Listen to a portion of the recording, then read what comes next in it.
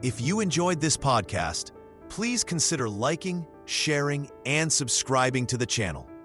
Sharing it with your friends and family helps spread knowledge, and when we help others grow, we grow too. Thank you so much for listening. Let's dive into the podcast. Chapter 1, From Frontier Roots to Rising Political Star. Part 1, Born in a Log Cabin. Early life on the Kentucky and Indiana frontier.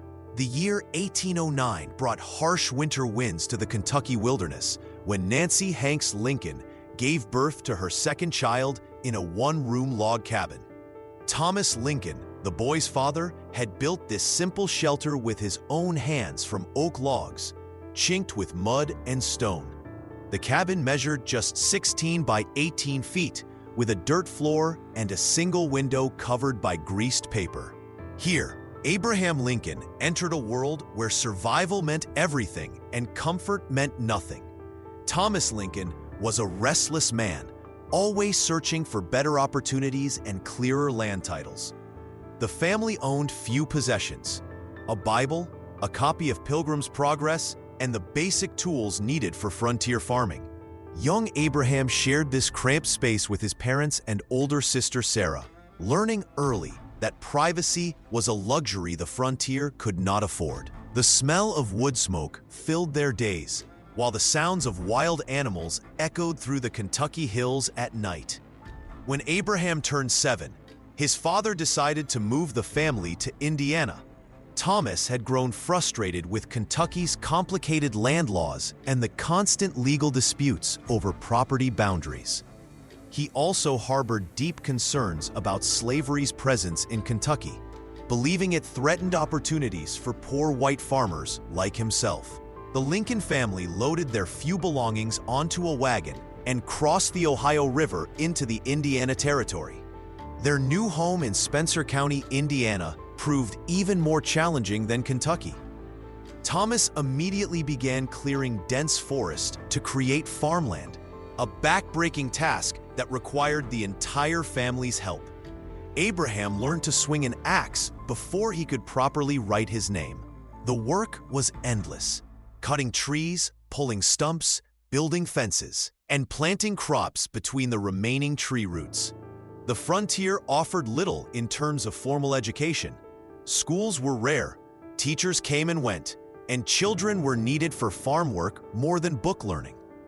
Abraham managed to attend school for perhaps a year total, taught by traveling teachers who often knew little more than their students.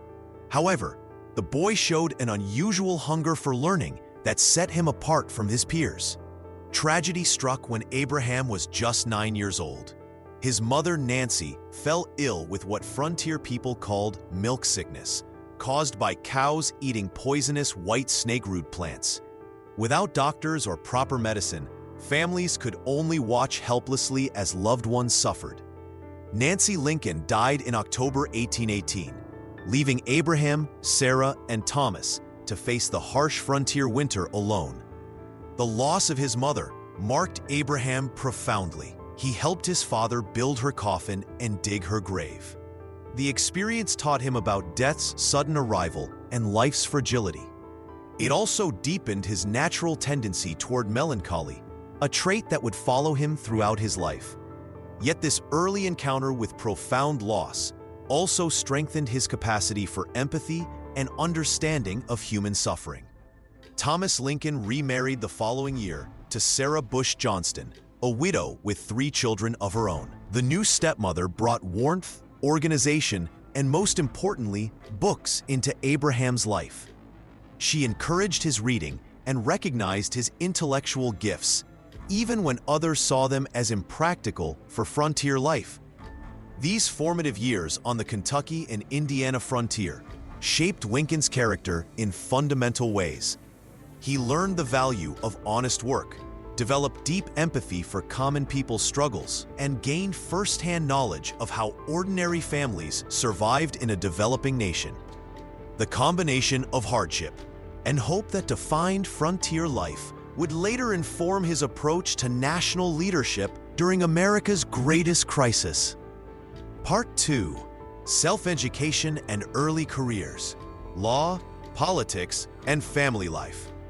With his stepmother's encouragement and the few books she brought to their cabin, Abraham began a journey of self-education that would transform his life. By flickering candlelight, he devoured every book he could borrow or buy. The Bible, Aesop's Fables, Pilgrim's Progress, and a biography of George Washington became his teachers. He practiced writing on the back of a wooden shovel when paper was scarce, memorizing passages and reciting them aloud as he worked. After the family moved to Illinois in 1830, young Lincoln struck out on his own. In New Salem, a small frontier town along the Sangamon River, he worked whatever jobs he could find. He split rails for fences, piloted flatboats down the Mississippi River to New Orleans, and clerked in a general store. Each job taught him something new about people and their struggles. The townspeople of New Salem quickly noticed something special about the tall, lanky young man. He was honest to a fault, earning the nickname Honest Abe, after walking miles to return a few cents of incorrect change to a customer. His storytelling ability drew crowds around the store's pot-bellied stove, where he entertained locals with humorous tales and moral parables. Lincoln's love of learning led him to join the New Salem Debating Society. Standing before audiences, he discovered his gift for public speaking and his ability to present complex ideas in simple terms. This passion for debate sparked his interest in law. Without formal legal education, he borrowed law books and taught himself legal principles, studying late into the night. In 1836, Lincoln received his law license and began practicing as a circuit-riding attorney. He traveled from town to town, trying cases in frontier courtrooms. His reputation for fairness and skill grew throughout central Illinois. Clients trusted him because he refused cases he believed were unjust, often advising potential clients to settle disputes without litigation. Personal life brought both joy and challenge. Lincoln courted Mary Todd, a well-educated woman from a prominent Kentucky family. Their relationship was tumultuous, marked by broken engagements and reconciliations. They finally married in 1842, despite their different backgrounds and temperaments. Mary's social ambitions complemented Lincoln's growing political interests, though their marriage would face ongoing tensions. The couple welcomed 4 sons, though tragedy would later claim 3 of them. Lincoln proved a devoted father, often carrying his children on his shoulders and reading to them by the fire. His gentle nature with his family contrasted sharply with the rough frontier world around them. Early setbacks taught Lincoln resilience. A failed business venture left him deeply in debt, which he spent years repaying. Political defeats stung, but strengthened his resolve. Each challenge refined his character and deepened his understanding of human nature. These formative years created the foundation for everything that would follow. Lincoln's self-education gave him confidence to engage with any audience. His diverse work experiences connected him to common people's concerns. His legal training sharpened his logical thinking and persuasive abilities. Most importantly, his personal struggles developed the empathy and moral clarity that would guide him through the nation's greatest crisis.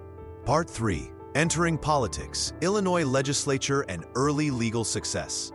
The year 1834 marked a turning point in Abraham Lincoln's life when voters in Sangamon County elected him to the Illinois State Legislature. At 25, he walked into the State House in Vandalia as a Whig Party member, carrying the confidence earned through years of self-education and the respect of his New Salem neighbors. His tall frame and distinctive appearance made him hard to miss among his fellow legislators, but it was his voice and ideas that truly commanded attention. Lincoln threw himself into the work of governing with the same intensity he had once applied to splitting rails. He championed internal improvements that would transform Illinois from a frontier territory into a modern state. Roads, canals, and railroads became his passion projects. He understood that better transportation would bring prosperity, to farmers and merchants alike. When other legislators balked at the costs, Lincoln used his growing reputation as a storyteller and debater to win them over. He learned to build coalitions, finding common ground between competing interests and crafting compromises that moved legislation forward. While serving in Springfield, where the capital had moved, Lincoln continued building his law practice. His reputation in courtrooms across central Illinois grew with each case. Fellow attorneys respected his thorough preparation and honest dealing with clients. Judges appreciated his clear arguments and respectful demeanor. Juries connected with his plain-spoken explanations of complex legal matters. Lincoln's circuit-riding schedule took him to county seats throughout the region, where he encountered farmers, merchants, and working people facing real problems that needed legal solutions. These dual roles as legislator and attorney created a powerful combination. In the State House, Lincoln observed how laws affected ordinary citizens. On the legal circuit, he saw firsthand how those same laws played out in daily life. This perspective made him a more effective politician and a more practical lawyer. He developed a reputation for fairness that extended beyond party lines, earning respect from Whigs and Democrats alike. Lincoln's success brought increased visibility throughout Illinois. Newspapers began quoting his speeches and reporting on his legislative initiatives. Party leaders took notice of his ability to articulate Whig principles in ways that resonated with voters. His measured approach to controversial issues, combined with his skill in finding practical solutions, marked him as someone who could navigate complex political waters without losing his moral compass. The experience also revealed Lincoln's strategic mind. He learned when to push hard for his priorities and when to step back and build support for future efforts. Legislative defeats taught him patience, while victories showed him the power of persistent effort and careful planning. These lessons would prove invaluable as national political tensions began rising, particularly around the question of slavery's expansion into new territories. By the late 1830s, Lincoln had established himself as one of Illinois' most promising political figures. His combination of legal expertise, legislative experience, and growing network positioned him for larger opportunities. The foundation was set for his emergence onto a broader stage where the nation's deepest conflicts would soon demand leaders of exceptional skill and moral clarity. Part 4. National Stage Emerges. Opposition to Slavery and the Birth of the Republican Party. The Mexican-American War marked Abraham Lincoln's first significant stand on a national issue. When he arrived in Congress as a freshman representative in 1847, the conflict was already raging. While many Americans celebrated the military victories, Lincoln saw something troubling. He believed President Polk had deliberately provoked the war, leading the nation into an unnecessary conflict that would primarily benefit slaveholding interests seeking new territories. Lincoln's opposition cost him politically back home in Illinois. Many constituents viewed his criticism as unpatriotic, even traitorous. His single term in Congress ended with his political future uncertain. Yet this experience taught him something crucial about moral leadership. Sometimes doing what seemed right required accepting unpopular consequences. During his return to private law practice, Lincoln watched slavery debates intensify across the nation.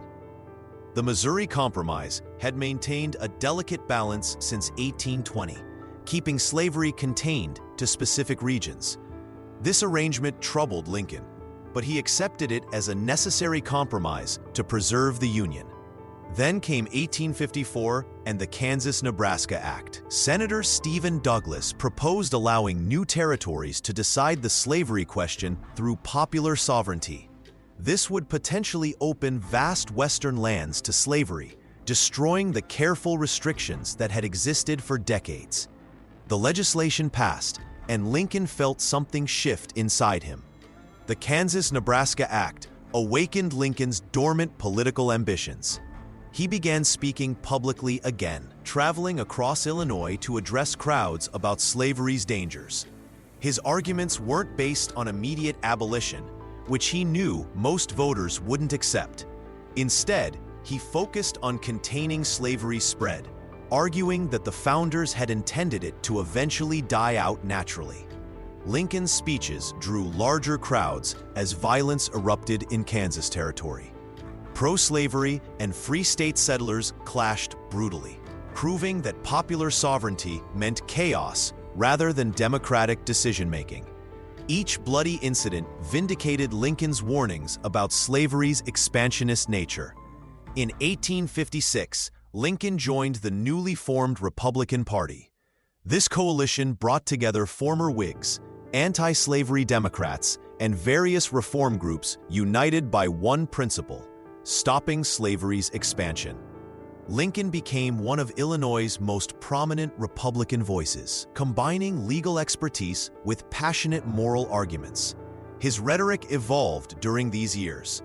Lincoln learned to present anti-slavery positions in ways that appealed to white voters' self-interest.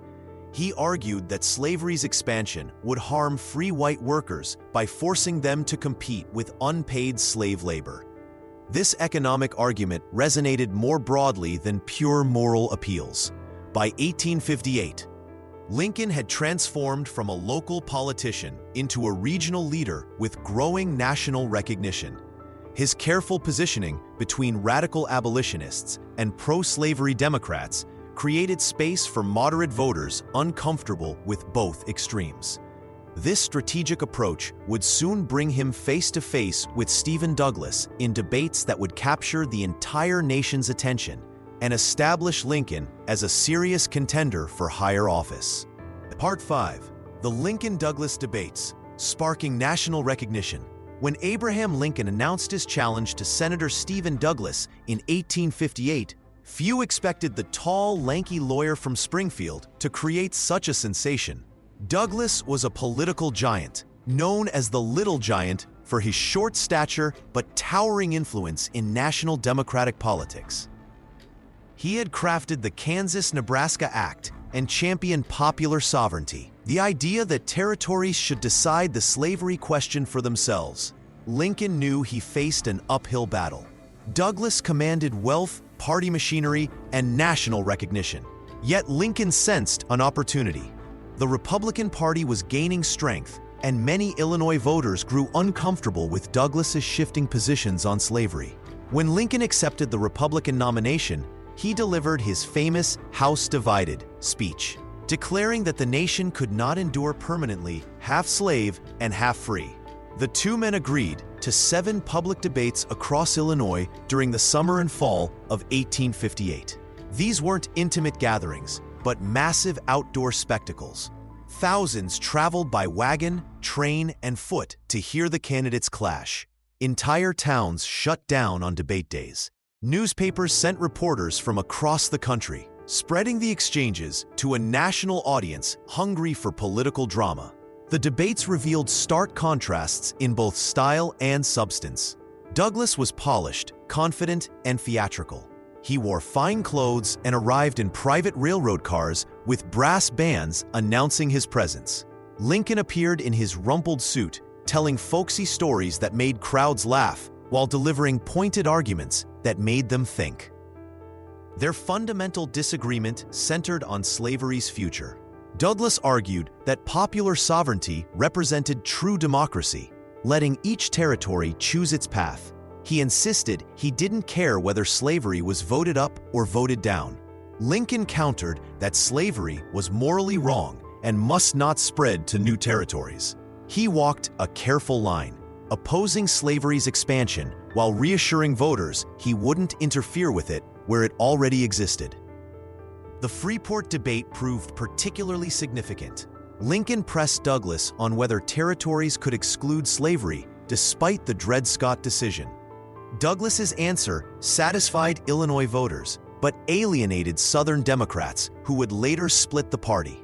This division would prove crucial in the 1860 presidential election. As the debates continued, Lincoln's performance improved dramatically. his arguments became sharper, his presence more commanding. He demonstrated that he could hold his own against one of the nation's most skilled politicians. Crowds began to see past his awkward appearance to appreciate his quick wit and moral clarity. Douglas won the Senate seat when the state legislature voted, but Lincoln gained something more valuable: national recognition as a principled voice on the defining issue of the era. Republican newspapers across the North praised his performance. Speaking invitations poured in from other states. Party leaders began whispering about his presidential potential. The debates transformed Lincoln from a regional politician into a national figure. They established him as someone who could articulate Republican principles without frightening moderate voters. As the 1860 election approached, the name Abraham Lincoln would carry weight far beyond the prairies of Illinois.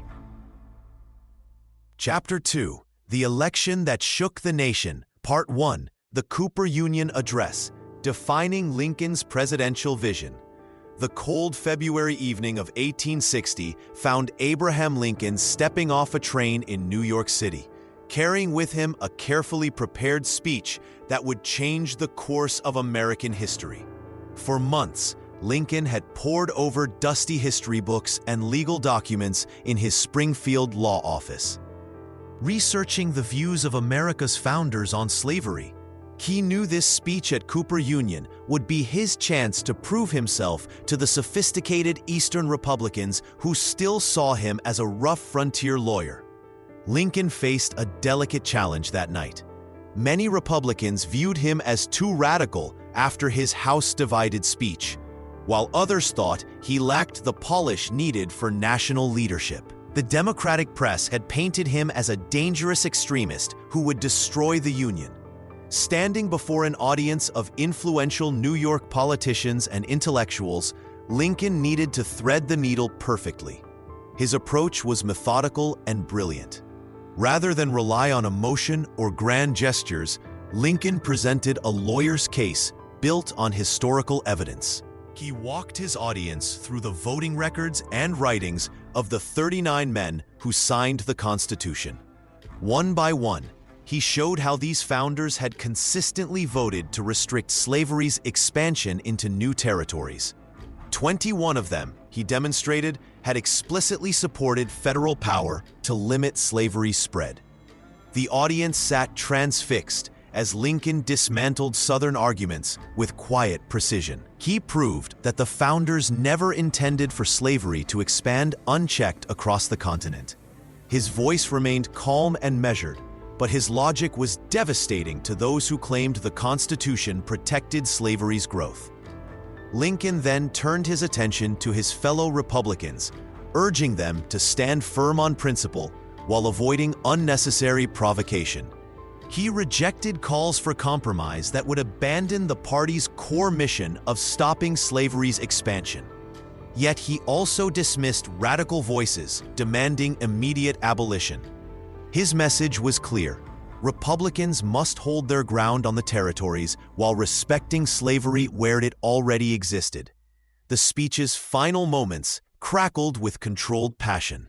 Lincoln declared that Republicans had right on their side and should not be swayed by Southern threats of secession. His closing words rang through the hall: "Let us have faith that right makes might, and in that faith, let us to the end dare to do our duty as we understand it." The response was electric. The sophisticated New York crowd erupted in prolonged applause. Newspapers across the North praised Lincoln's masterful performance, noting his command of constitutional history and his reasonable tone. Suddenly, the prairie lawyer was being mentioned as presidential material. This single evening transformed Lincoln from a regional figure into a national contender.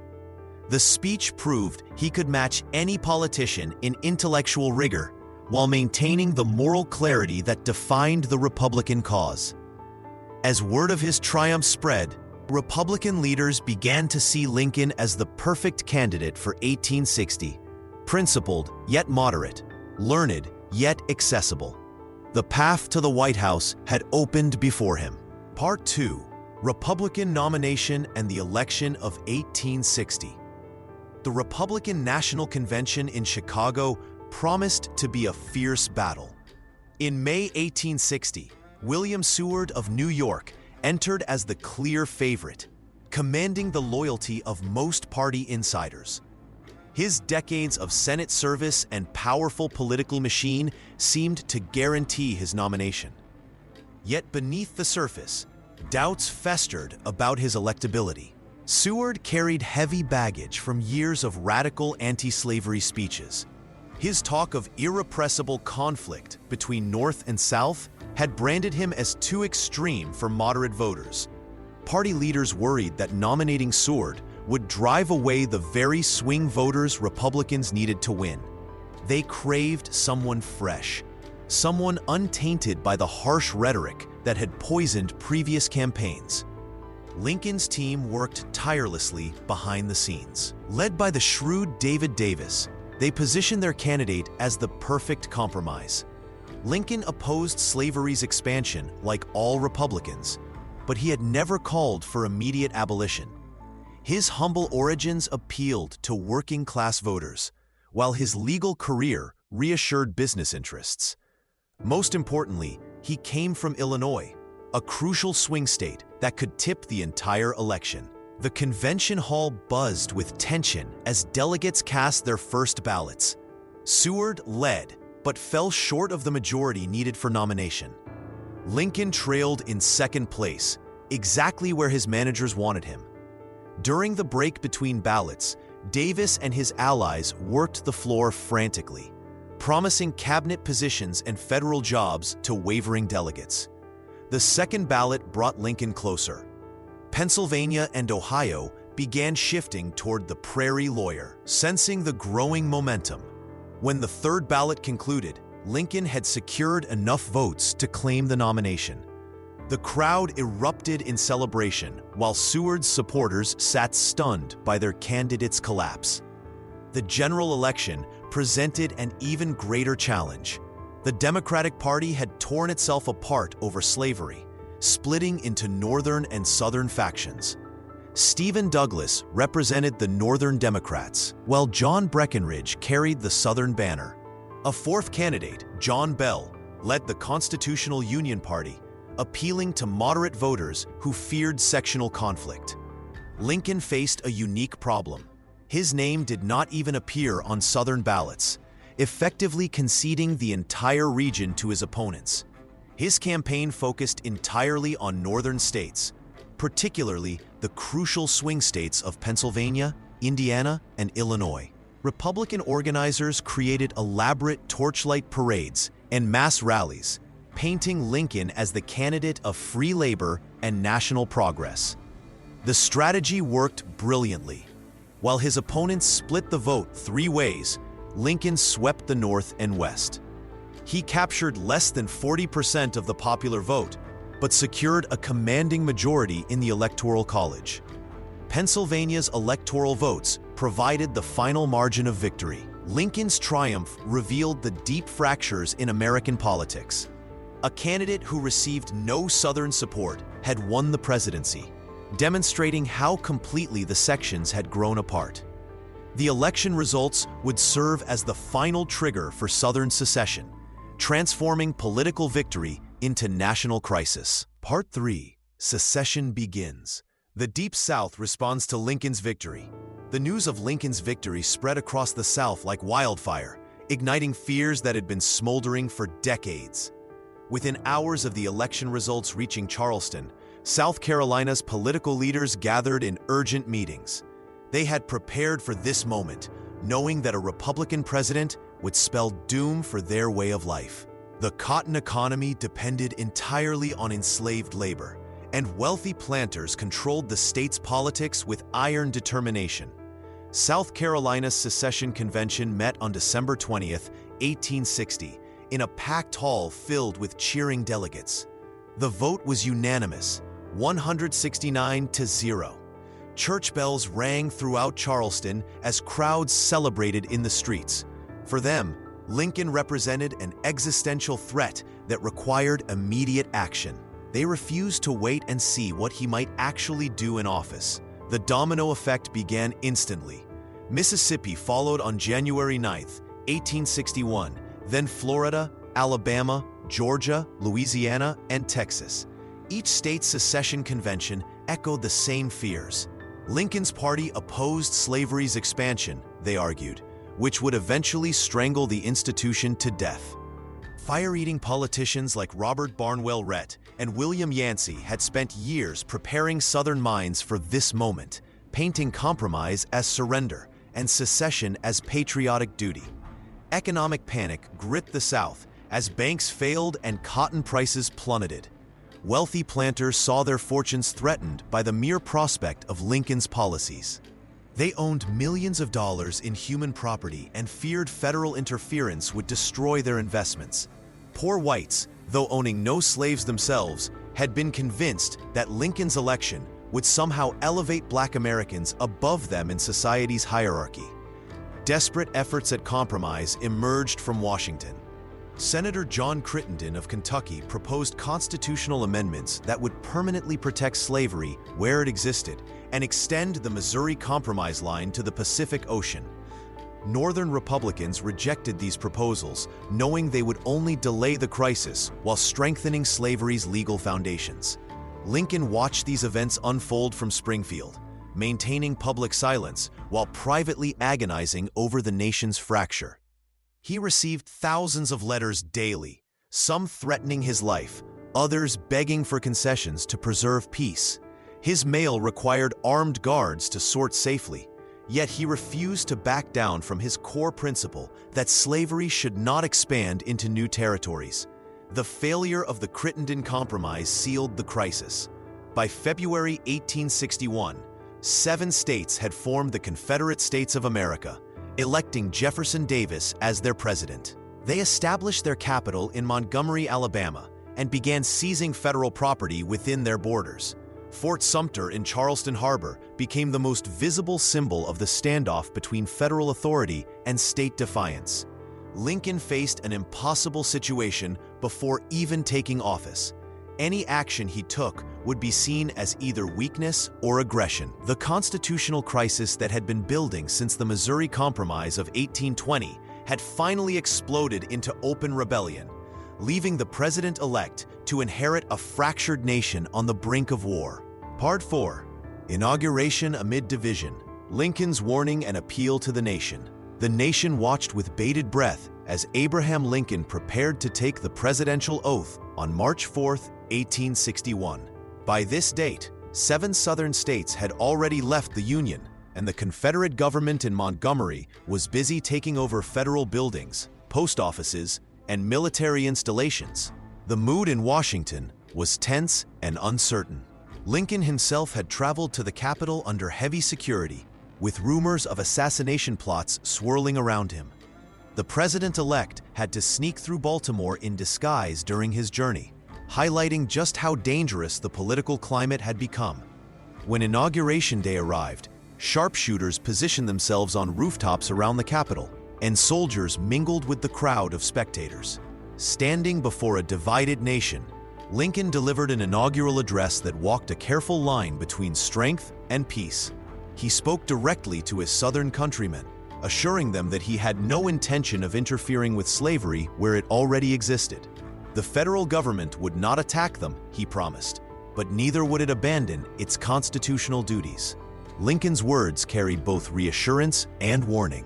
He declared that the Union was perpetual and that no state could simply leave on its own authority.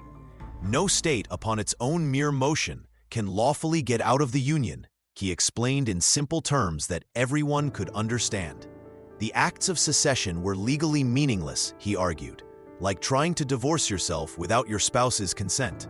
Yet Lincoln also made clear that he would fulfill his presidential oath.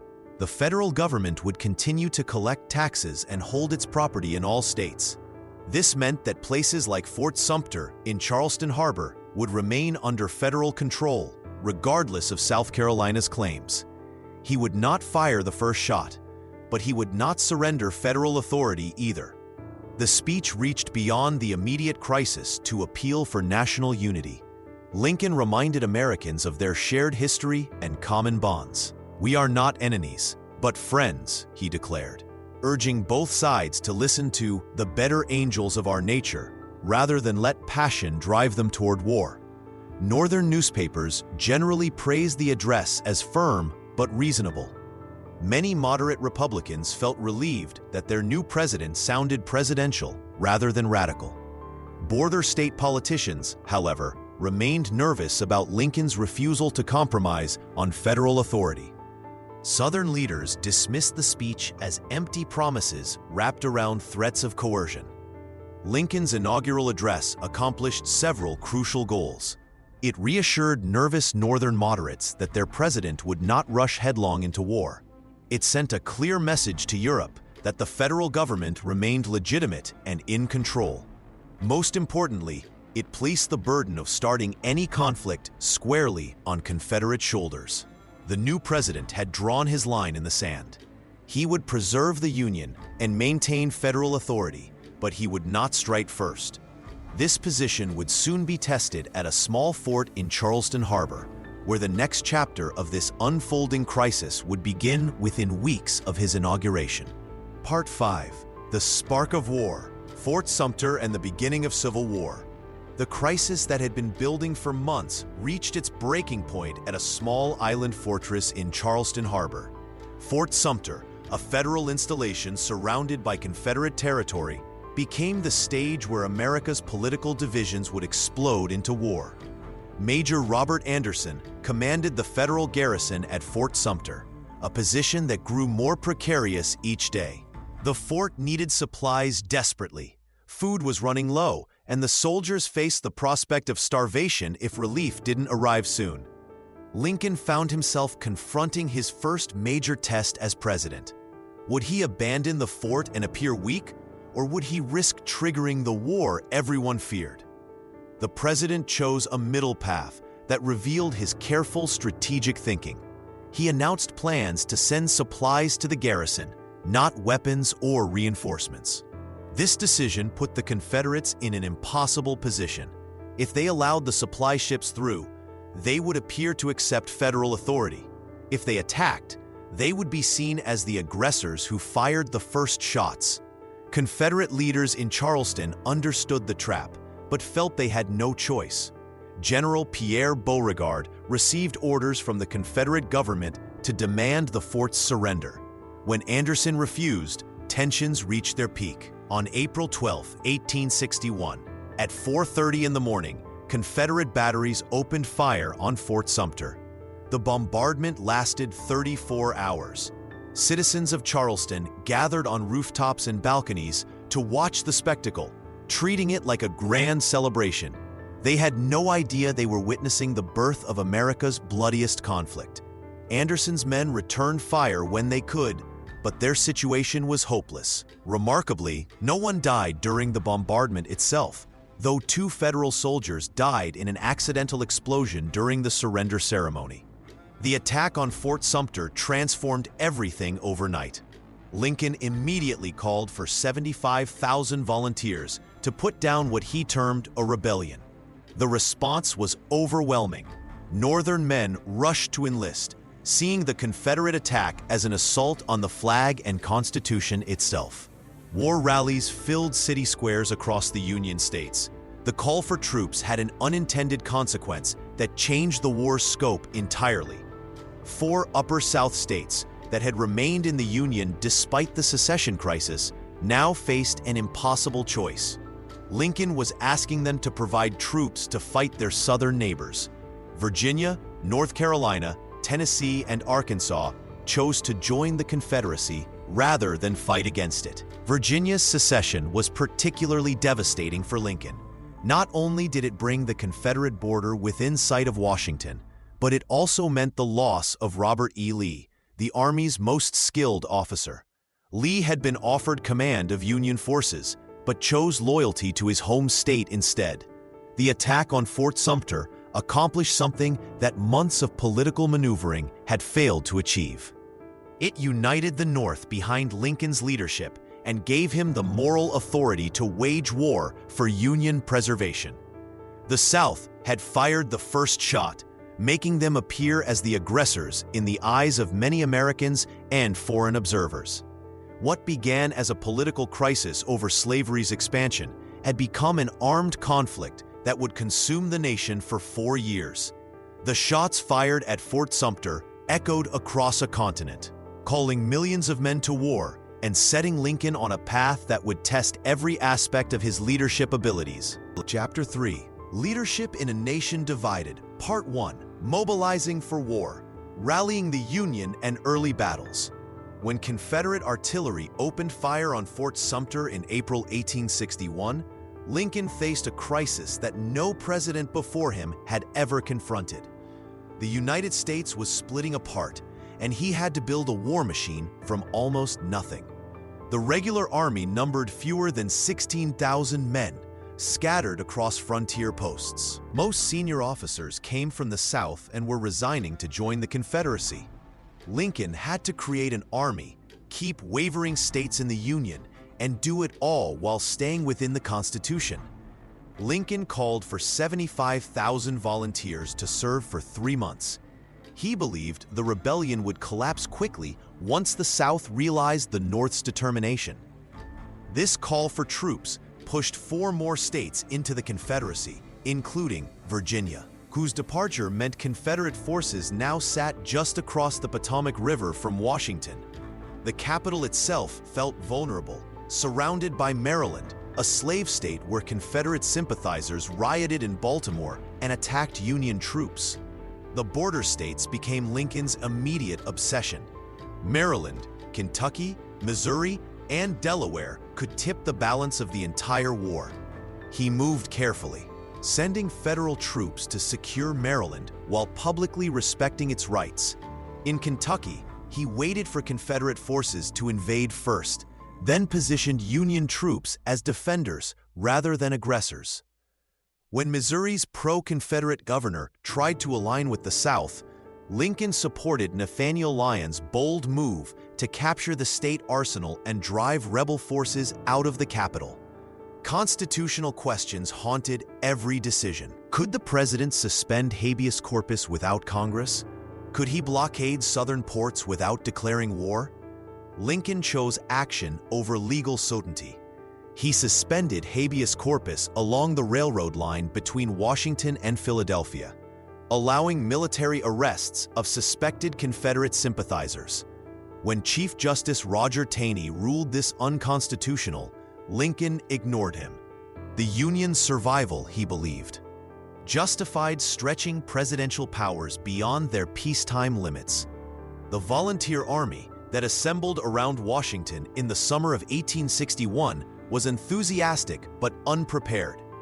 Politicians and newspaper editors demanded immediate action. "On to Richmond" became the rallying cry. Lincoln felt the pressure, but worried about his untested forces. General Irvin McDowell warned that his troops needed more training, but Lincoln replied that the Confederate Army was just as green. On July 21, 1861, Union forces attacked Confederate positions near Manassas Junction, Virginia. The First Battle of Bull Run began with promise as Federal troops pushed back enemy lines. Then, Confederate reinforcements arrived by railroad, and the Union assault collapsed into chaos. Panicked soldiers fled toward Washington alongside congressmen and civilians who had come to watch the battle like a sporting event. The defeat shocked Lincoln into reality. This war would not end in months, but could drag on for years. He called for 500,000 more volunteers and began searching for generals who could actually win battles. The early failure taught him that political pressure meant nothing without military success, and that saving the Union would require far more sacrifice than anyone had imagined. Part 2: Personal Tragedy and Political Resolve, Lincoln's Family Losses and Emancipation Steps. February 1862 brought tragedy into the White House that would forever change Abraham Lincoln. His 11-year-old son Willie fell gravely ill with typhoid fever, the same disease that had taken countless soldiers in army camps. For days, Lincoln and his wife Mary sat by Willie's bedside as the boy's condition worsened. The president tried to maintain his duties while watching his child slip away. When Willie died on February 20th, Lincoln's grief was overwhelming. Mary collapsed into mourning so deep she could barely function. Lincoln himself wept openly, something rarely seen in public figures of that era. Friends described him as heartbroken, carrying the weight of personal loss while the nation demanded his full attention. The funeral in the White House felt like a preview of the sorrow engulfing the entire country. This personal tragedy changed Lincoln in profound ways. He began visiting hospitals more frequently, sitting with wounded soldiers and writing letters to grieving families. The loss of Willie seemed to deepen his understanding of the pain felt by mothers and fathers across America who had lost sons to war. His compassion grew stronger, but so did his resolve to ensure these sacrifices meant something lasting. As spring arrived, military defeats continued piling up. The Peninsula Campaign stalled, Confederate forces seemed to win battle after battle, and Northern morale plummeted. Volunteers stopped coming forward in large numbers. European nations watched closely, considering whether to recognize Confederate independence. Lincoln realized the war needed a new purpose beyond simply preserving the Union. In private meetings, Lincoln began discussing emancipation with his cabinet. Secretary of State William Seward warned against acting too quickly, fearing it would drive border states into Confederate hands. Treasury Secretary Salmon Chase pushed for immediate action. Lincoln listened carefully, weighing every argument while crafting his own approach. He started testing public opinion through careful statements and actions. When General David Hunter declared slaves in his military district free, Lincoln overruled him publicly, but privately took note of reactions.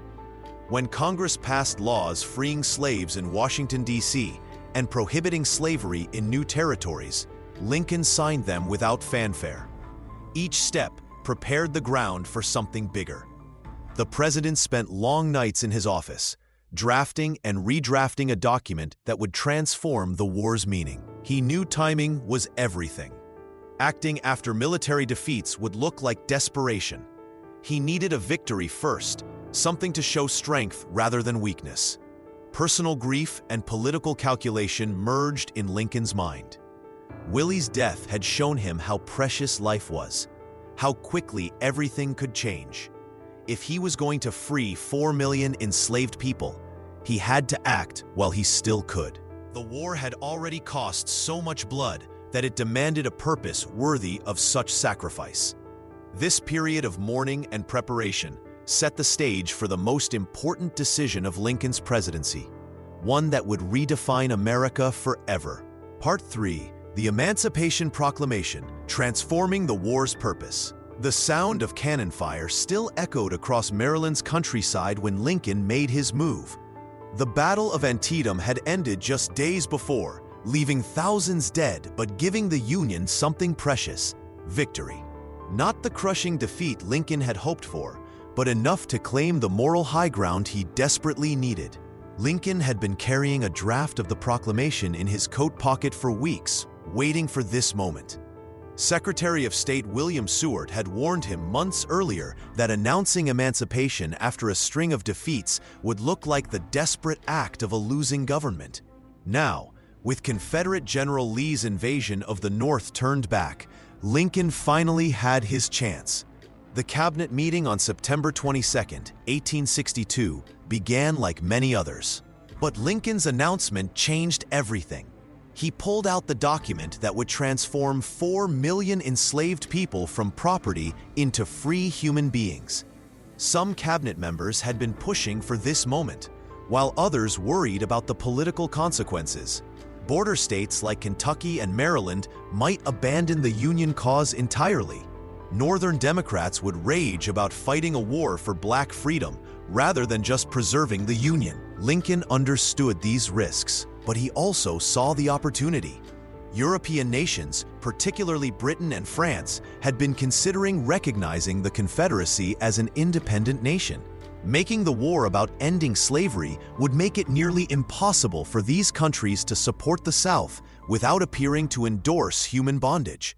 The proclamation would turn foreign opinion in the Union's favor. The preliminary announcement gave the rebelling states 100 days to return to the Union or face the consequences. Lincoln knew they wouldn't accept, but the offer had to be made. When January 1, 1863 arrived, the final proclamation would declare all slaves in rebellious territory forever free. The reaction split along predictable lines.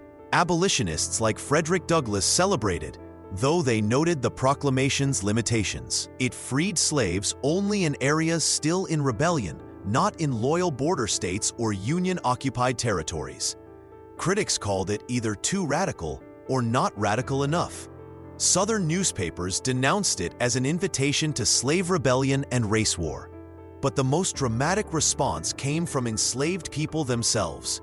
Word spread quickly through plantation networks, carried by field hands and house servants who understood that their world was about to change. Many began fleeing to Union lines even before the final proclamation took effect. When black men were allowed to enlist in Union forces, nearly 200,000 would eventually serve, transforming from enslaved laborers into armed soldiers fighting for their own freedom. Lincoln had fundamentally changed what the war meant. No longer could anyone claim this was simply about preserving the old Union. This was now a revolution, a complete transformation of American society. The proclamation had turned the conflict into something larger than politics or territory.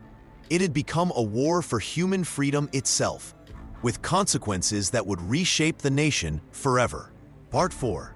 Turning Points. Battles of Gettysburg and Vicksburg.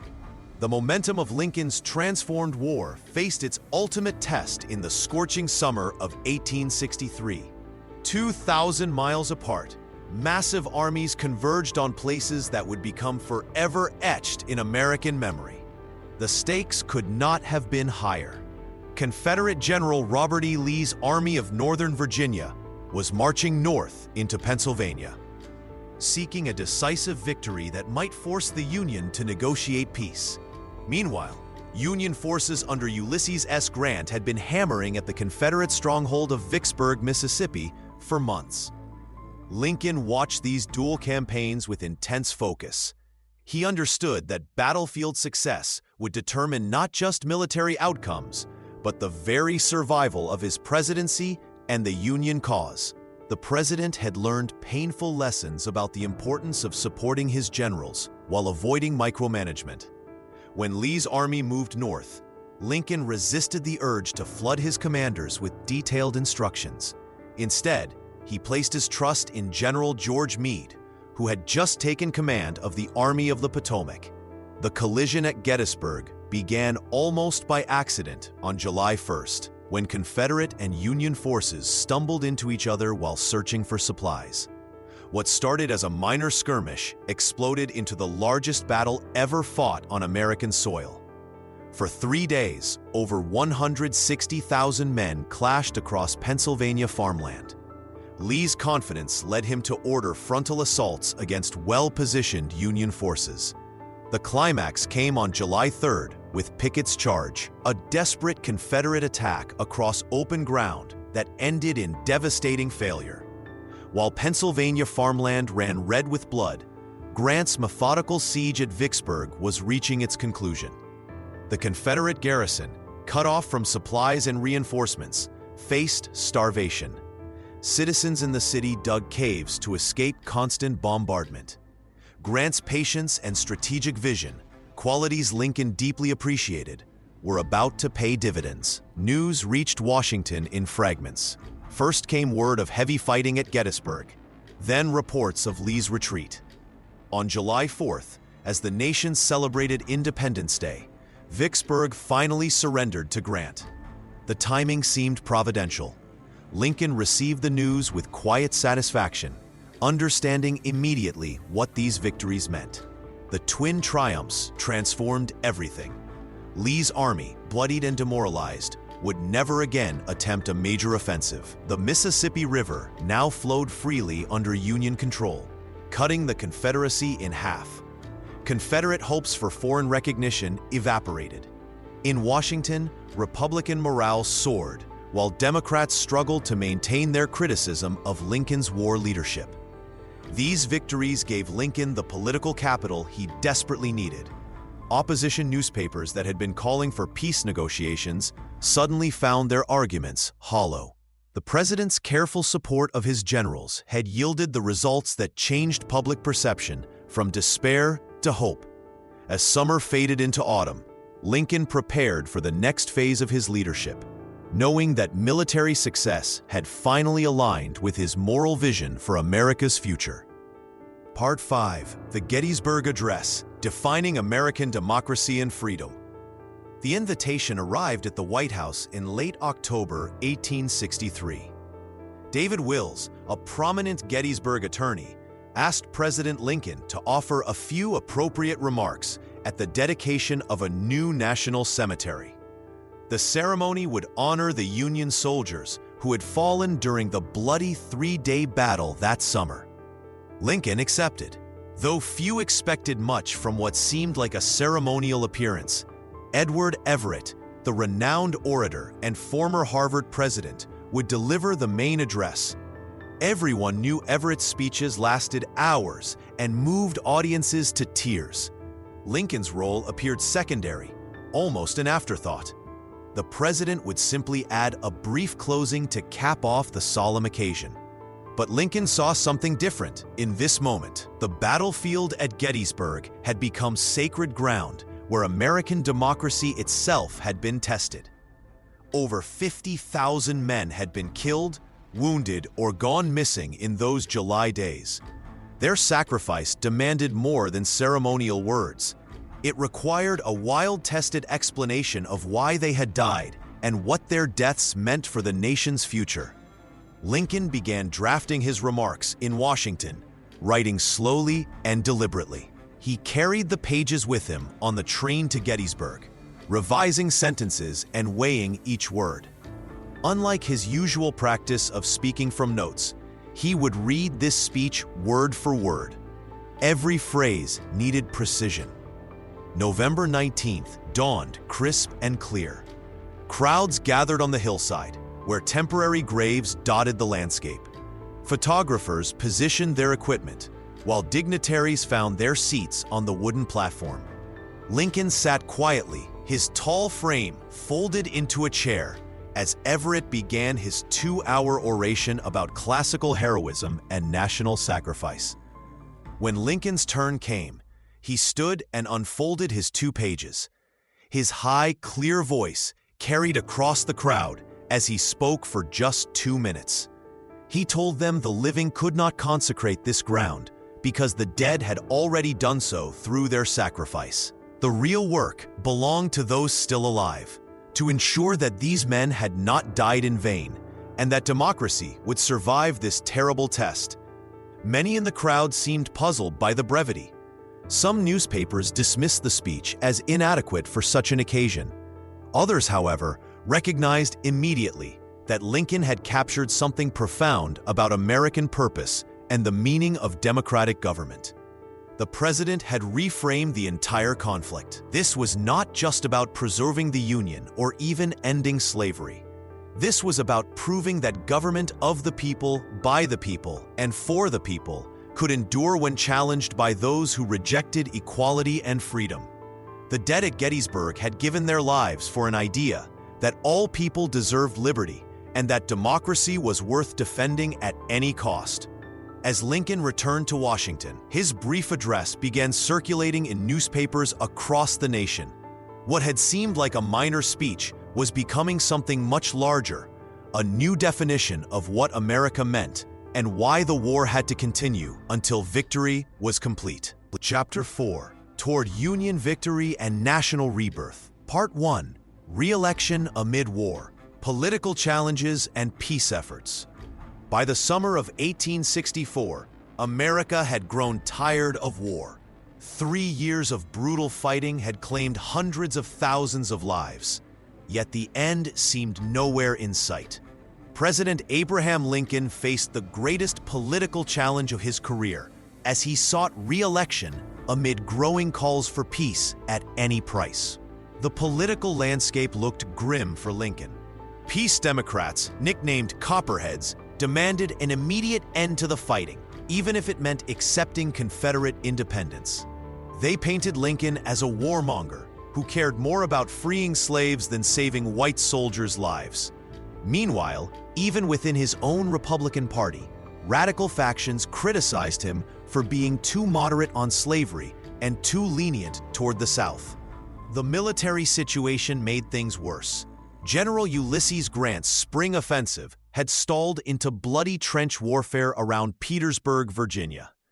Every day brought news of fresh casualties, with little progress to show for the sacrifice.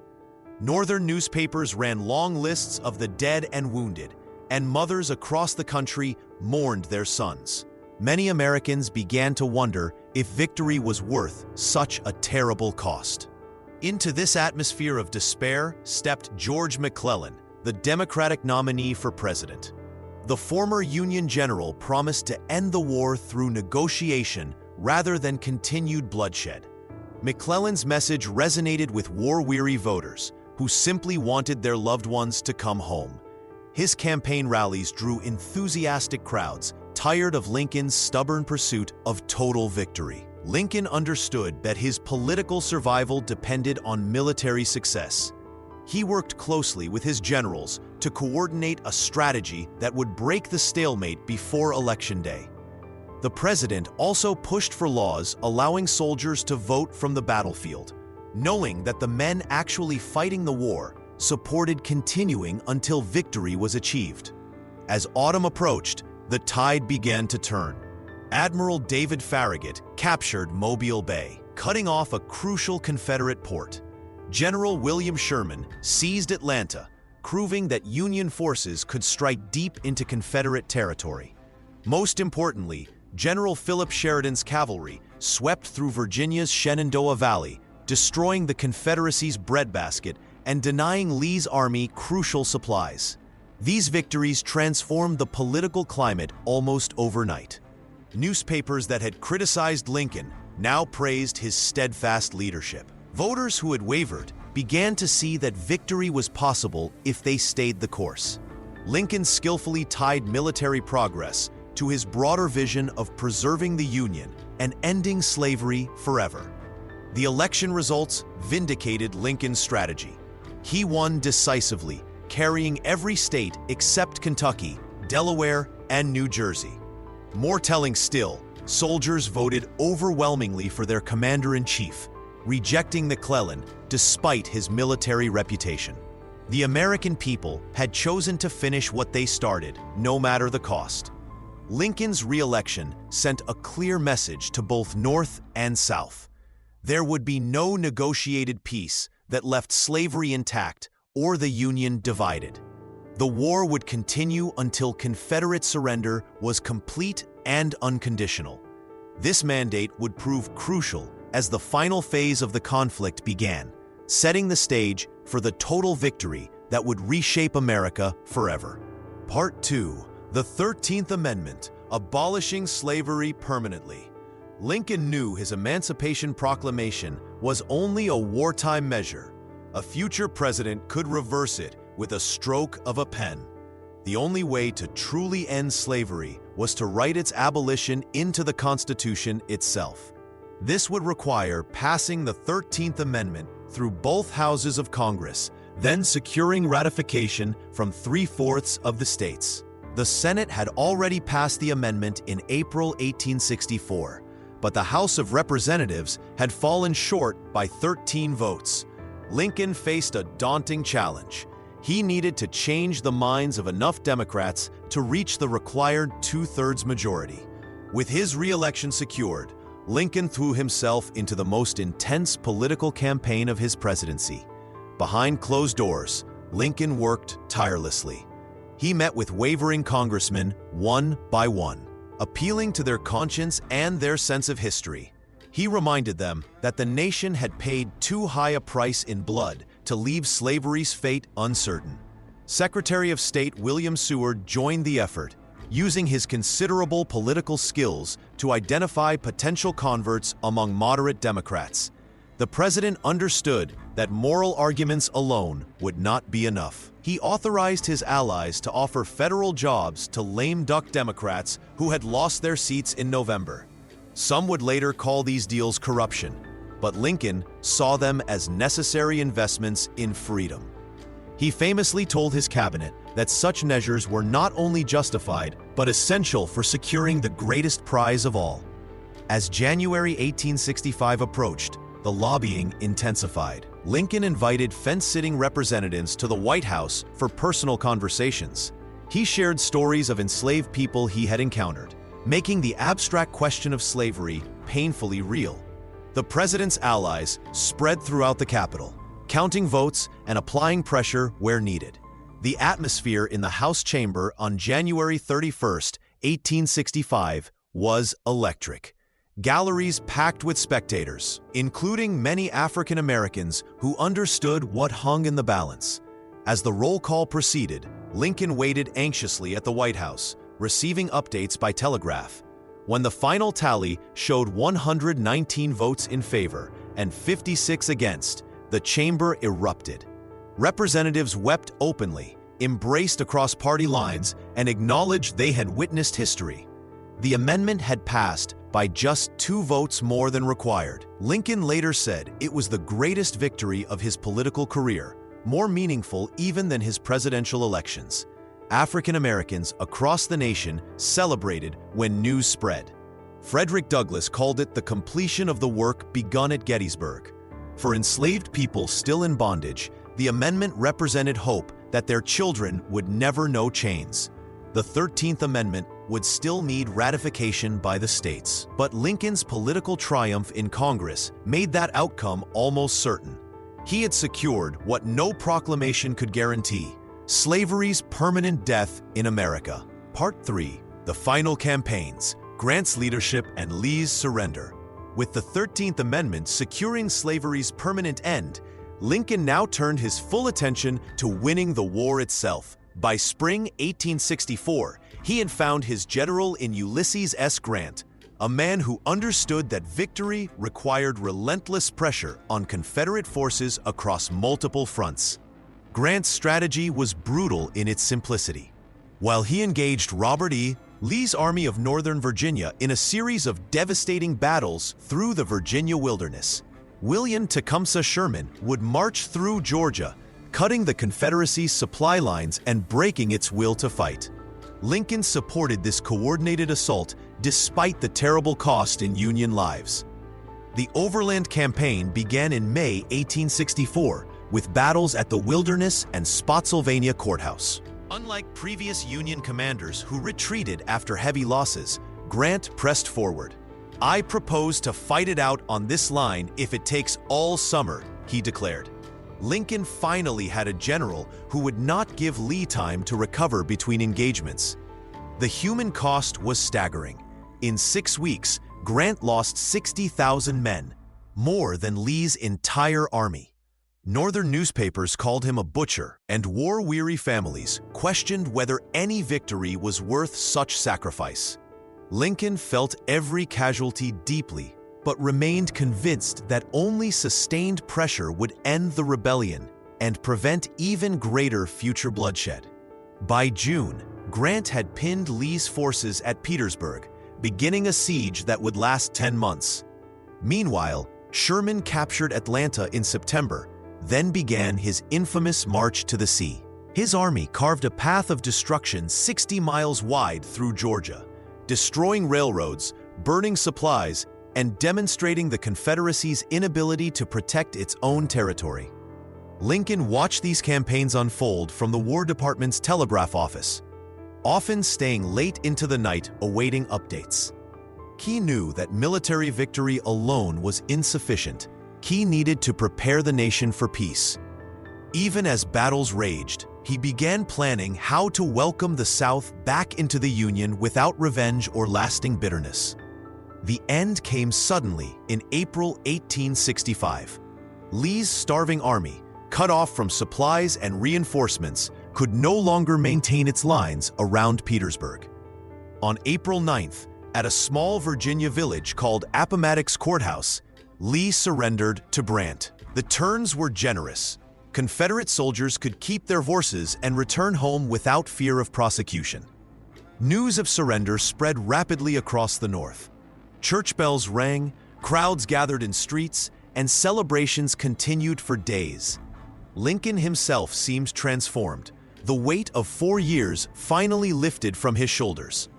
The Union was preserved, slavery was ended, and now the work of rebuilding could begin. Yet even in victory, Lincoln understood the challenges ahead. The South lay in ruins, its economy shattered, and its people bitter.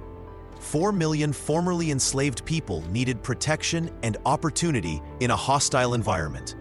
The work of Reconstruction would test the nation's capacity for forgiveness and its commitment to the principles for which so many had died. Part 4. Lincoln's Vision for Reconstruction, Healing the War-Torn Nation. Even as the guns still thundered across Virginia and Sherman's army pressed through the Carolinas, Lincoln was already thinking beyond victory.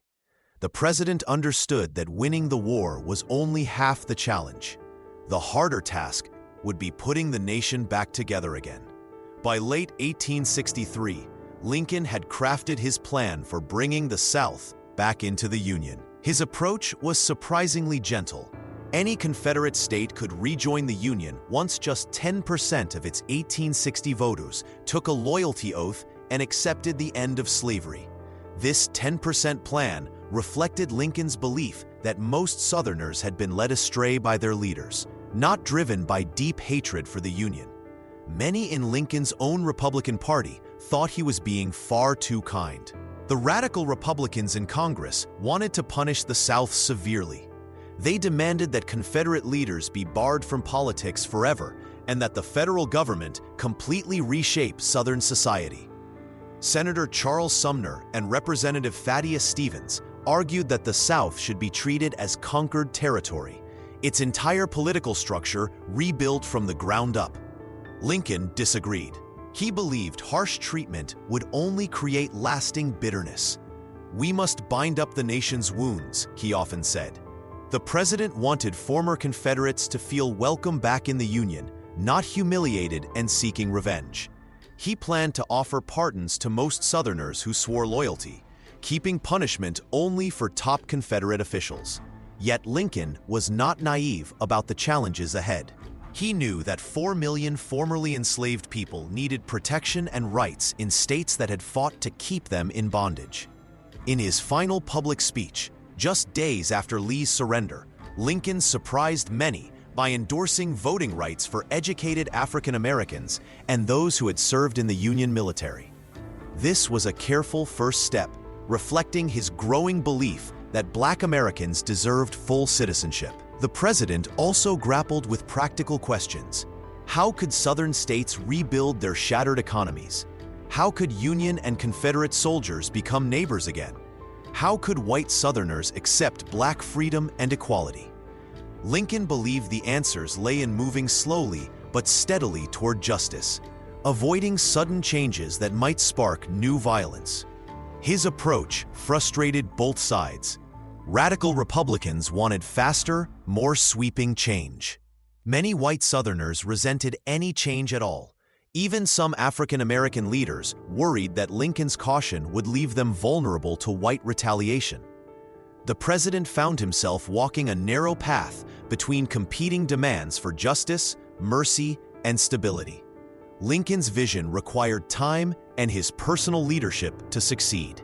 He planned to use his enormous popularity after victory to convince Americans that reconciliation served everyone's interests. His speeches emphasized shared values and common destiny rather than punishment and division. This delicate balance between healing and justice would define the crucial years ahead, requiring all of Lincoln's political skill to navigate successfully. Part 5. The Eve of Tragedy. The path to Ford's Theater. The streets of Washington buzzed with joy in those April days of 1865. Flags hung from every window. Bands played victory songs.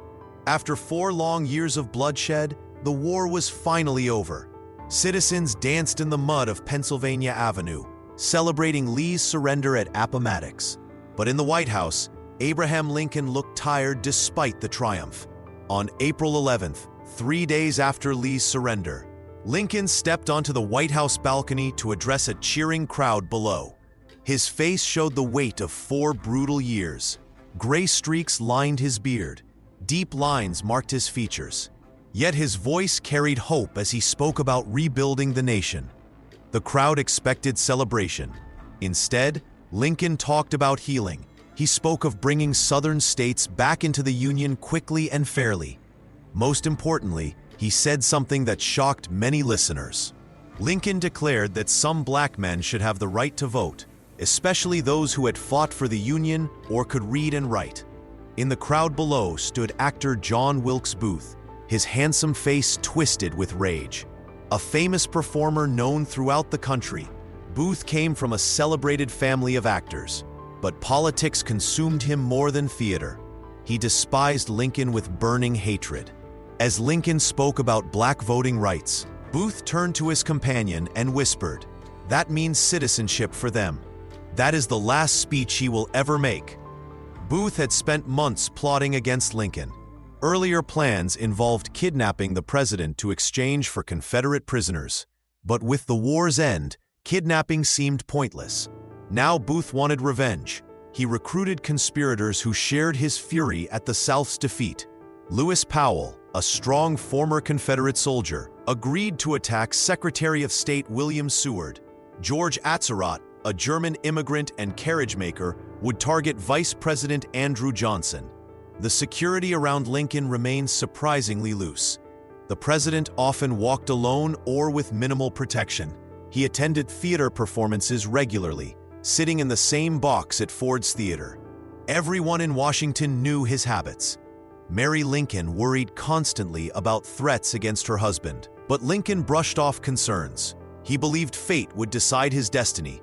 On the morning of April 14th, Good Friday, Lincoln woke in good spirits. The nightmare of war was over.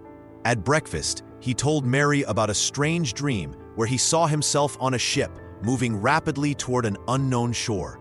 Later that day, he met with his cabinet and discussed plans for rebuilding the South without vindictiveness. That evening, the Lincolns decided to attend a comedy called Our American Cousin at Ford's Theater. Several guests declined their invitation, leaving just the president, his wife, and a young engaged couple as their party. Lincoln's usual bodyguard called in sick. His replacement arrived late and left his post during intermission to get a drink at a nearby tavern. Booth knew the theater well. He had performed there many times. He knew every entrance, every hallway, every hiding spot. As the third act began, Booth made his way through the theater's back passages. The moment that would change American history was just minutes away. Chapter 5. Assassination and Legacy. Part 1. The Fateful Night. Lincoln shot at Ford's Theater. The spring evening of April 14, 1865, seemed perfect for celebrating. The war was over. General Lee had surrendered just 5 days earlier. President Lincoln felt relaxed enough to attend a play with his wife Mary at Ford's Theater in Washington. The couple had been looking forward to this rare evening of entertainment after years of crushing wartime burdens. Lincoln arrived at the theater around 8:30 that night. The audience erupted in cheers when they spotted the tall figure settling into the presidential box overlooking the stage. The play was a popular comedy called Our American Cousin, and the crowd was in high spirits. Mary Lincoln sat beside her husband, along with their guests Major Henry Rathbone and his fiancée Clara Harris. Actor John Wilkes Booth knew the theater well. He had performed there many times and could move through the building without suspicion. Booth was a famous actor from a celebrated theatrical family, but he was also a passionate Confederate sympathizer who viewed Lincoln as a tyrant. As the war ended with Union victory, Booth's hatred had grown into murderous rage. During the third act, Booth made his move. He knew the play by heart and waited for a moment when the audience would be laughing loudly. At about 10:15, he slipped into the presidential box while a single guard had stepped away from his post. The president sat in his rocking chair, relaxed and unaware. Booth pulled out a small pistol and fired a single shot into the back of Lincoln's head. The sound was muffled by the audience's laughter, but Major Rathbone turned and grappled with the assassin. Booth pulled out a knife and slashed Rathbone's arm before leaping from the box to the stage below. He landed awkwardly, breaking his leg, but managed to shout, "Thus always to tyrants," before limping away. The theater erupted into chaos. Mary Lincoln's screams pierced the air as the president slumped forward, blood streaming from his wound. People rushed toward the stage, shouting and crying. Some audience members didn't understand what had happened. Others stampeded toward the exits in panic. A young doctor in the audience, Charles Leal, climbed into the presidential box. He quickly realized the wound was fatal, but he and others worked frantically to keep Lincoln breathing. They carried the unconscious president across the street to a small boarding house, where he was placed on a bed too short for his long frame. Throughout the night, government officials, family members, and doctors gathered around Lincoln's bedside. His breathing grew more labored as the hours passed. Secretary of War Edwin Stanton took charge, essentially running the government from the cramped room while Lincoln clung to life. At 7:22 the next morning, Abraham Lincoln died. The man who had preserved the Union and freed 4 million enslaved people was gone. Stanton reportedly said, "Now he belongs to the ages." The nation had lost its leader just as peace had finally arrived. Part 2. Hunt and Capture. The manhunt for John Wilkes Booth and conspirators. The news of Lincoln's death spread across the nation like wildfire, but John Wilkes Booth was already miles away, racing through the Maryland countryside on horseback. His theatrical leap from the president's box had broken his left leg, leaving him in excruciating pain as he fled into the night. Every jolt of his horse sent waves of agony through his body, but he pressed on, driven by desperation and the knowledge that thousands of soldiers would soon be hunting him. Secretary of War Edwin Stanton wasted no time mobilizing the largest manhunt in American history. Within hours of Lincoln's death, he had placed a $100,000 bounty on Booth's head and deployed over 10,000 federal troops across Maryland and Virginia. Telegraph wires buzzed with descriptions of the assassin, and roadblocks appeared on every major route out of Washington. The entire machinery of the federal government focused on one goal: capturing Lincoln's killer. Booth's escape relied on a network of Confederate sympathizers who had prepared for this moment. Dr. Samuel Mudd set his broken leg at a farmhouse in Maryland, though he would later claim ignorance of Booth's identity. Confederate agents guided the limping assassin through back roads and safe houses, always staying one step ahead of the pursuing cavalry. For nearly 2 weeks, Booth moved like a ghost through the Virginia wilderness, sleeping in swamps and barns while his legend grew. Meanwhile, authorities rounded up the other conspirators with swift efficiency. Lewis Powell had burst into Secretary of State William Seward's home that same night, slashing the bedridden politician with a knife before fleeing. George Atzerodt had been assigned to kill Vice President Andrew Johnson, but lost his nerve and got drunk instead. Mary Surratt, who ran the boarding house where the plot was hatched, maintained her innocence, even as evidence mounted against her. One by one, they fell into federal hands. The manhunt became a national obsession. Newspapers published daily updates on sightings and leads. Citizens scoured their neighborhoods for suspicious strangers. The reward money drew bounty hunters from across the country, all eager to claim the massive prize.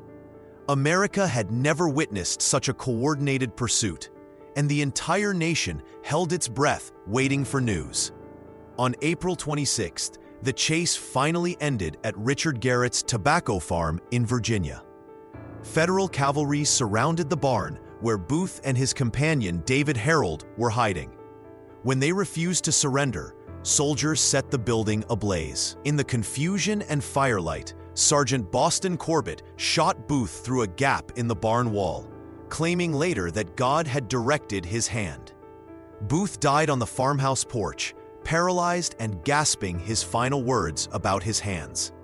The man who had dreamed of becoming the South's greatest hero instead became its most despised villain. His death brought no celebration, only a grim satisfaction that justice had been served. The manhunt was over, but the trauma of Lincoln's assassination would haunt the nation for generations to come. Part 3: National Mourning, Lincoln's Funeral and Public Grief. The news struck like a thunderbolt across a nation already exhausted by 4 years of war. When word spread that President Lincoln had died from his wounds, the country fell into a grief unlike anything it had ever experienced. This was not just the death of a political leader, but the loss of the man who had held the Union together through its darkest hour. Within hours of Lincoln's death, telegraph wires carried the devastating news to every corner of the nation. In cities and towns across the North, church bells tolled mournfully. People gathered in the streets, many weeping openly. Businesses closed their doors. Black crepe appeared in windows and doorways as if by magic. The man who had saved the Union and freed the slaves was gone, struck down just as victory seemed complete. The funeral arrangements would honor Lincoln's journey from humble beginnings to the presidency.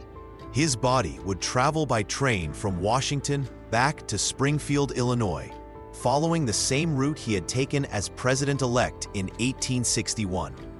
But this time, instead of hope and celebration, the journey would be marked by sorrow and tribute. The funeral train became a moving shrine. At each stop along the 1,600-mile route, massive crowds gathered despite rain, heat, or cold. In Baltimore, Philadelphia, New York, and countless smaller towns, people waited for hours just to glimpse the train carrying their fallen leader. Many had never seen Lincoln in life, but they came anyway, drawn by grief and a need to pay their respects. The scenes were extraordinary. In New York City, over 500,000 people lined the streets as Lincoln's coffin was carried to City Hall. His body lay in state there for hours while an endless stream of mourners filed past. Similar scenes played out in Chicago, where 125,000 people viewed his remains in a single day. The wealthy and poor stood together in these long lines, united in their sorrow. Newspapers across the nation printed tributes that elevated Lincoln to mythical status. They called him the Great Emancipator, the Savior of the Union, the Martyr President. Even some Southern papers, despite their opposition to his policies, acknowledged his qualities as a leader and mourned the violent end to his life. The grief was deeply personal for many Americans. Soldiers who had fought under his leadership wept without shame. Former slaves saw in his death the loss of their greatest champion. Ordinary citizens felt they had lost a friend, even though they had never met him. Letters and diary entries from the time reveal a nation processing not just political loss, but profound personal sorrow. This collective mourning did something remarkable. For a brief moment, it bridged the bitter divisions that had torn the country apart. Political opponents set aside their criticisms. The shared grief created a temporary unity that Lincoln himself had struggled to achieve in life. When the funeral train finally reached Springfield on May 4th, 1865, Lincoln was laid to rest in Oak Ridge Cemetery. But his image was already becoming permanently etched in the American mind as something more than a politician, a martyr to the cause of freedom and union. This transformation of Lincoln, from president to legend, would shape how Americans understood their history and their values for generations to come. Part 4: The Aftermath. Trials, executions, and a nation changed. The machinery of justice moved swiftly after Booth's death. Within weeks, authorities had rounded up 8 people suspected of helping plan Lincoln's murder. But this would not be an ordinary trial in civilian courts. Secretary of War Edwin Stanton, and President Andrew Johnson decided these conspirators would face a military tribunal, sparking immediate controversy across the nation. The decision troubled many Americans. Military courts operated under different rules than civilian ones, with looser standards for evidence and no right to appeal. Critics argued that the war was over, making military trials inappropriate. Supporters countered that Lincoln's assassination was an act of war, not simple murder, and warranted military justice. The trial began on May 10, 1865, in a stifling courtroom at the Washington Arsenal.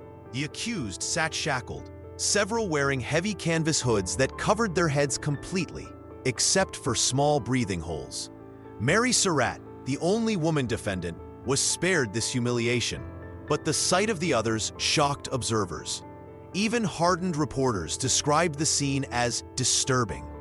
Evidence revealed a plot far more extensive than initially suspected. The conspirators had planned simultaneous attacks on Lincoln, Vice President Andrew Johnson, and Secretary of State William Seward. While only Lincoln died, the scope showed this was no desperate act by a lone fanatic, but a coordinated attempt to decapitate the Union government. Testimony painted a picture of secret meetings in Mary Surratt's boarding house, coded messages, and careful planning. Lewis Powell had indeed attacked Seward in his home, nearly killing the secretary with a knife. George Atzerodt was supposed to murder Johnson, but lost his nerve and spent the evening drinking instead. The public followed every detail through newspaper accounts. Many Americans thirsted for swift retribution. Others worried about the precedent of military trials and the speed of proceedings. The defendants had limited time to prepare their defense, and some struggled to find competent lawyers willing to represent them. On July 5th, the tribunal announced its verdicts. 4 conspirators would hang: Mary Surratt, Powell, Atzerodt, and David Harold, who had helped Booth escape. The others received prison sentences ranging from 6 years to life. The decision to execute Surratt particularly divided public opinion, as many believed a woman should not face the gallows. 2 days later, on July 7th, the executions took place in the Arsenal courtyard. Thousands watched as the 4 climbed the scaffold. Surratt's daughter had frantically sought a meeting with President Johnson to plead for her mother's life, but Johnson refused to see her. The trapdoors opened at 1:26 p.m., ending 4 lives and closing one chapter of the assassination story. Yet Lincoln's death had already begun reshaping the nation's future in ways few anticipated. Andrew Johnson, now president, brought a fundamentally different vision to Reconstruction than Lincoln had planned. Part 5. The Enduring Legacy: Lincoln's Impact on Freedom, Union, and Democracy. President Johnson's harsh approach to Reconstruction would echo through American history for decades, but it was Lincoln's memory that truly shaped the nation's conscience. The man who died that April night had already carved his place, not just in political history, but in the American soul itself. Lincoln's leadership during the nation's greatest crisis revealed qualities that would inspire generations of Americans.